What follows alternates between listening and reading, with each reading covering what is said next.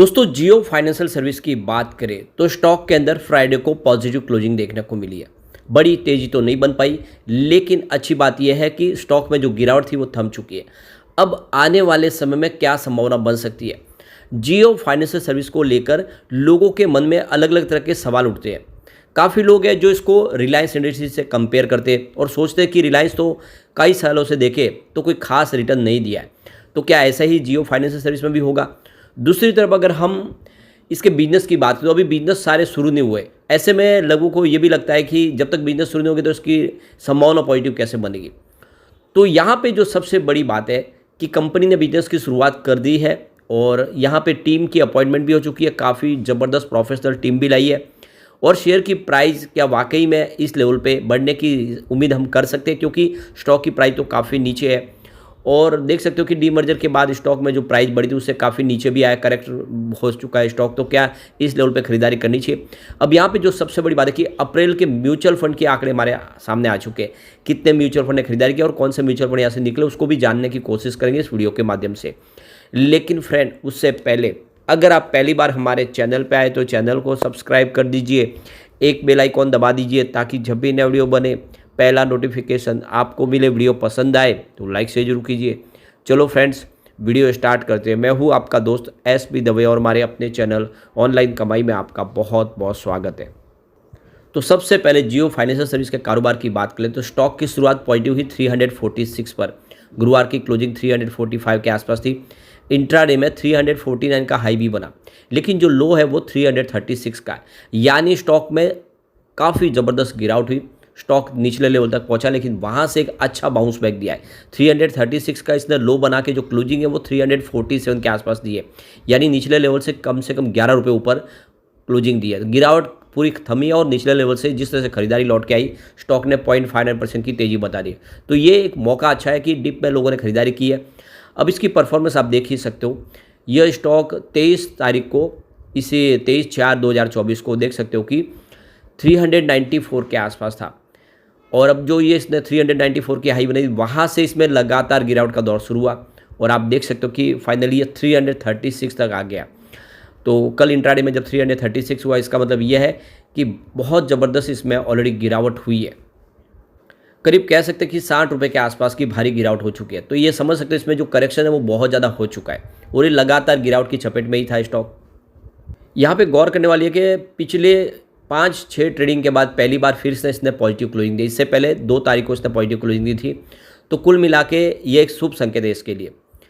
अब यहाँ पे जो गिरावट हुई उसके पीछे सिर्फ जियो फाइनेंशियल सर्विस नहीं है, बल्कि इसके पीछे वजह है बाजार में गिरावट। अपने ऊपरी लेवल से देखें तो बीएसई सेंसेक्स में भी 2000 पॉइंट के ऊपर की भारी गिरावट हो चुकी है। तो असर तो होगा ही बिल्कुल। जब बाजार नीचे आया है उसमें सभी स्टॉक नीचे आए, सिर्फ जियो फाइनेंशियल सर्विस की बात नहीं है, काफ़ी स्टॉक है जो बहुत नीचे आए। अब स्टॉक अपने ऑल टाइम हाई लेवल से 15% गिर चुका है लगभग। अब जियो फाइनेंशियल सर्विस की बात करें, इसकी लिस्टिंग 21 अगस्त 2023 को हुई थी, 265 के आसपास लिस्टिंग हुई थी। और उसके बाद में देखें तो इसने जो लो बनाया था वो 202 के आसपास बनाया था, यानी बहुत ज़बरदस्त स्टॉक गिरा था। और ये 52 वीक का लो बना, लेकिन जो हाई है वो 394 का है। तो ये कह सकते हैं कि निचले लेवल पे जिसने खरीदारी की उसके तो यहाँ पे पैसे लगभग डबल हुए, जिसने ऊपर के लेवल में अपनी बिकवाली कर दी है। तो ये कह सकते हो कि जो तेज़ी बनी है वो काफ़ी अच्छी बनी है। कंपनी ने जो Q4 का इस बार रिजल्ट भी डिक्लेयर किया, काफ़ी अच्छा रहा है। ईयर ऑन बेसिस पे आप देखें तो कंपनी का जो प्रॉफिट है उसमें 6% की वृद्धि देखने को मिल रही है, जो 310 करोड़ तक पहुंचा है। पिछले साल सेम क्वार्टर में 293 करोड़ के आसपास था। तो ये तो समझ ही सकते हो कि बिजनेस शुरू हो चुका है और आने वाले समय इससे शानदार नतीजे देखने को मिलेंगे।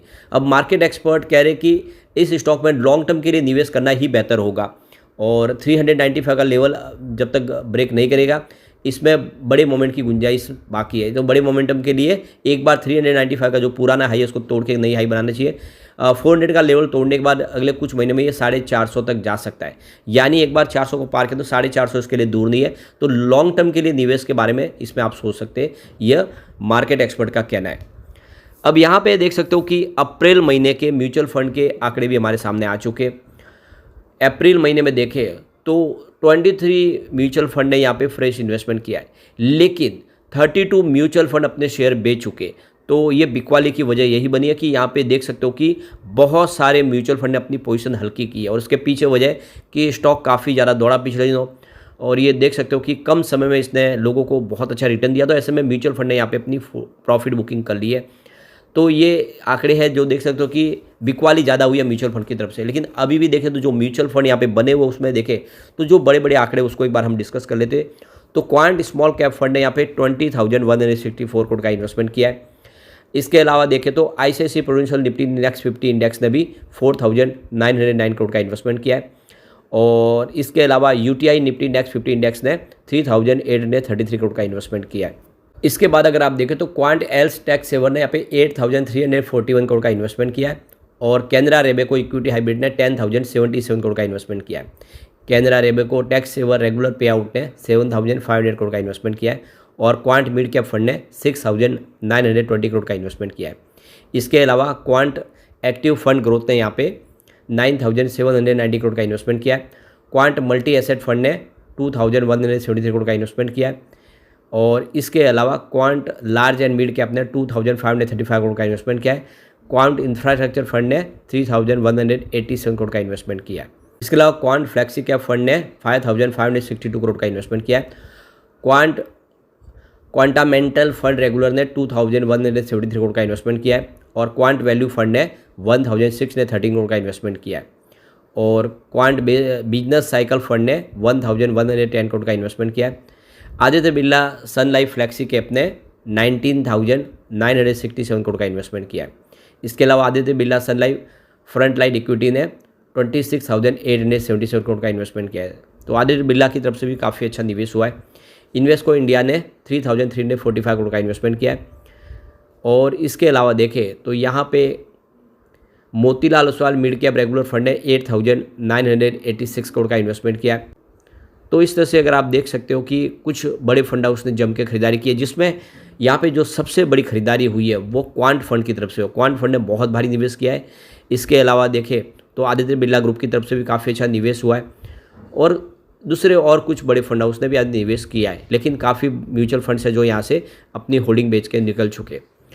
अब यहाँ पे मार्केट एक्सपर्ट के हिसाब से देखें तो जियो फाइनेंशियल सर्विस में देखें तो इस समय अगर आप शॉर्ट टर्म इन्वेस्टर है तो निवेश करने से बचें।